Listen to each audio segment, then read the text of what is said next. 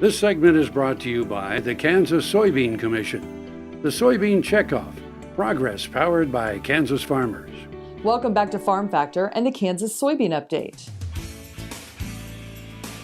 This is the Kansas Soybean Update. It's brought to you by the Kansas Soybean Commission. The Soybean Checkoff, progress powered by Kansas farmers. Dr. Harold Trick, professor in plant pathology at Kansas State, joins us. And Dr. Trick, as the principal investigator on the Commission's longest-running research project, it's the enhancement of soybeans through genetic engineering. And how has that project been going so far? Well, it's been going really good. And this whole project, I think we've been going through about 18 years now. We've been shifting around between a couple of different projects, but since the 2000s, we've been really focusing on soybean cyst nematode. And with the growth or the increase of the soybean cyst nematode, it becomes even more vital. These things are a microscopic worm. They're found in just about every soybean field. They're considered an obligate parasite, which means pretty much they feed only on soybean. Being so small, you think, what's the big deal? But they can really impact the soybean yield tremendously. This also is looking at fungal-resistant proteins as well? We have a project as well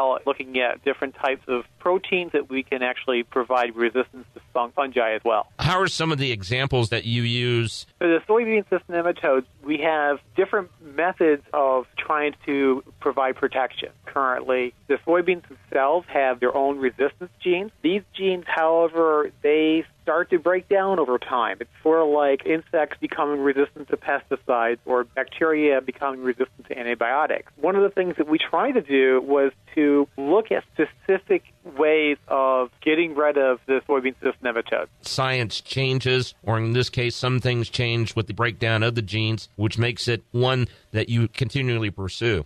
It definitely is. With the soybean cyst nematodes, what we try to do is something called gene silencing, where we try to use the genes of the nematodes to actually work against themselves. So in this situation, what we do is we design small molecules in the plant. Then when the nematode goes and feeds on the plants, they ingest these, and they actually can turn off specific genes within the nematode itself, hopefully either killing it or disrupting its life cycle. And really, the eventual goal in all this is to get these traits into soybean breeding programs at Kansas State? So once we develop these in my program, then they shift over to our soybean breeder, Bill Schapaugh, where we start to try to introduce these into our Kansas adapted line, and then we will then go through and check those and see how well they perform against the soybean cyst nematodes, comparing those against the traditional levels of resistance, which are breaking down. That's Dr. Harold Trick, professor in plant pathology at Kansas State University. He joins us on the Kansas Soybean Update. It's brought to you by the Kansas Soybean Commission. The Soybean Checkoff, progress powered by Kansas farmers. Learn more at kansassoybeans.org.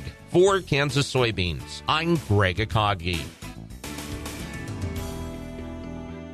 Hope you enjoyed this week's Kansas Soybean Update. Stay with us after the break for more Farm Factor with Kyle and Cinch Munson.